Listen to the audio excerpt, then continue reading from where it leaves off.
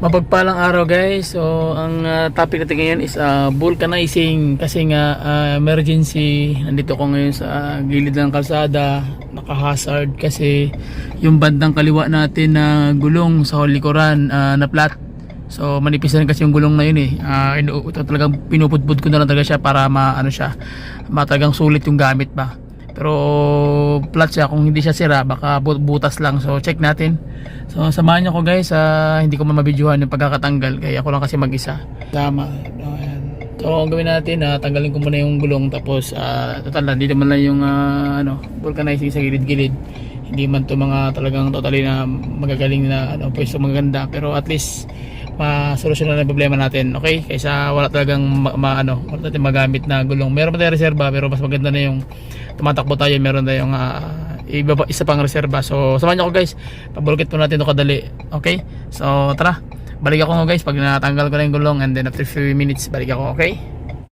Platan tayo guys. So medyo aberya. So ito yung unit natin, platan tayo, na flat. So tara, samahan niyo ako guys, paano tayo magpabulkit. So emergency yung lakad natin, bigla tayong naplatan. Let's go. Ito yung gulong natin. So check niya kung ano yung butas. So samahan niyo kung paano siya pagtira.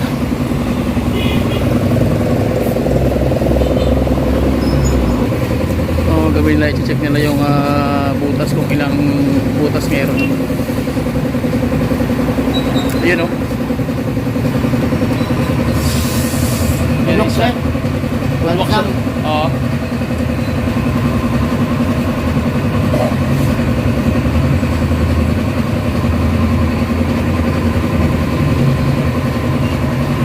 Waman ni sir?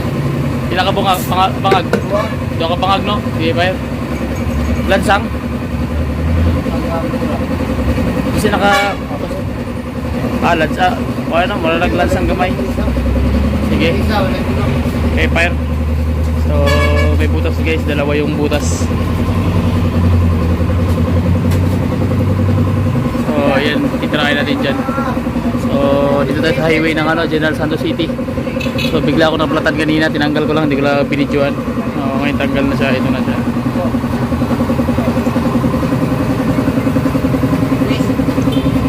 So ayan na yung butas natin.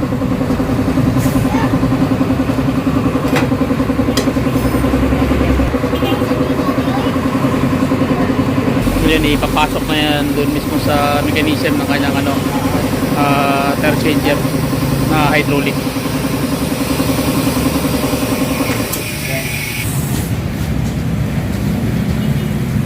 Tatanggalin natin na nakahang.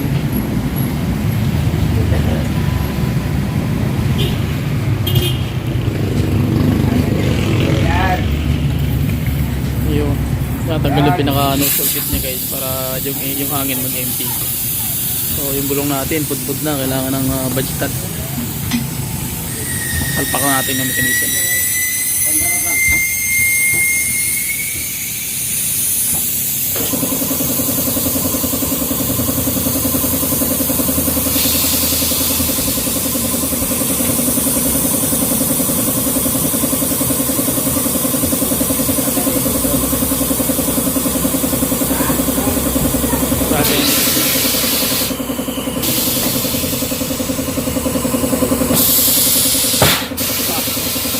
Tagal na.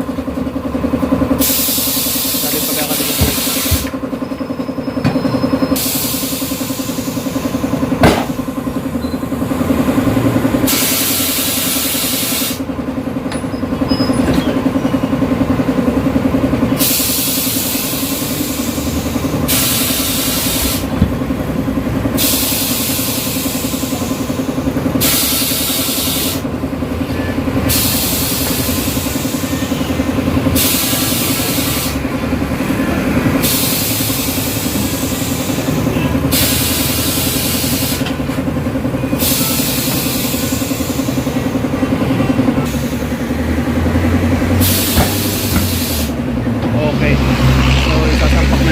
bilog.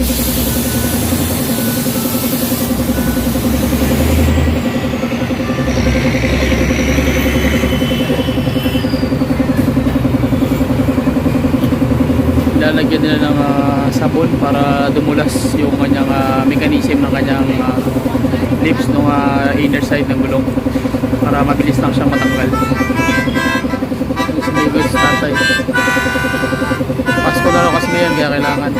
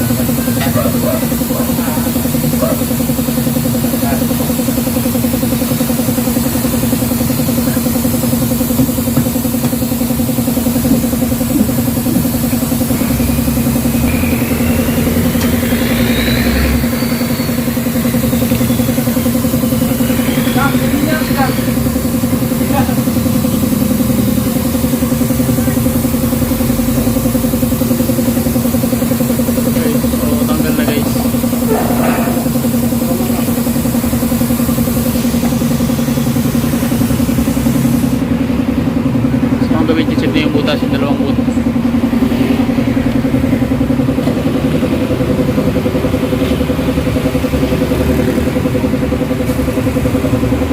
Ayun, ang lansang.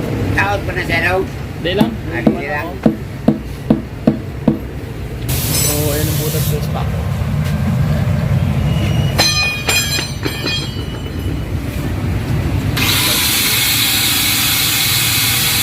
Tawag dito sa convoy engineering mechanism guys pag mga birada.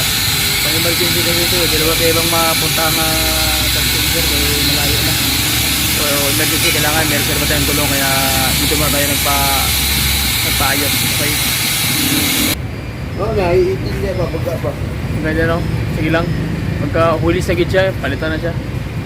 So ayun na guys, lagyan na ng pampanikit. So dalawang butas ito yung paisa. Okay, so ito yung tumusok.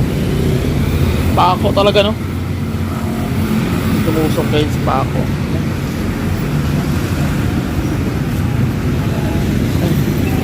So, pako yung tumusok dyan sa gulong natin.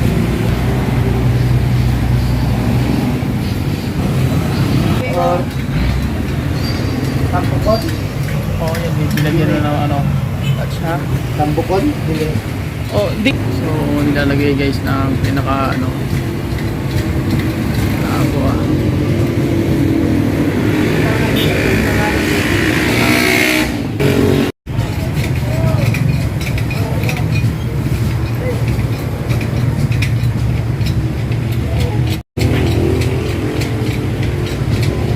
Kaya sa cellphone lay! So, ayan na guys. Lay! So, nilagay na ng patch up.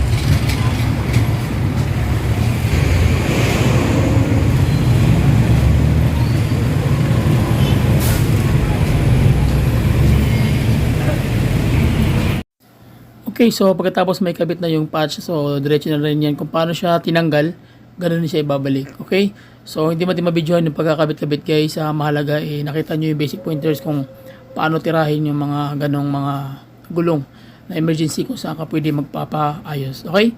So sige. Hindi natin na bidyohan guys, step by step mahalaga nakuha nyo yung basic pointers. So tapos na yung natin na ginawa nating simpleng basic pointers na magpalit ng gulong at undergo ng vulcanizing. Okay? So, medyo mahirap nga guys kasi nga medyo aberya pero okay pa rin, at least nakagawa pa rin tayo ng content. O kahit pa paano, meron tayong naibahagi at bigay kaalaman, dagdag kaalaman sa mga emergency na napaplatan. Okay? So, yun lang guys. Maraming salamat. Shoutout sa ating lahat, sa lahat ng mga kapwa ko YouTube creator, sa mga lahat ng mga OFW, at sa lahat ng mga baguhan at sa mga banggitan at sa mga birador na mga mekaniko na katulad ko. Okay? So, please subscribe to my YouTube channel, share it, and subscribe. And then, bye-bye, and God bless.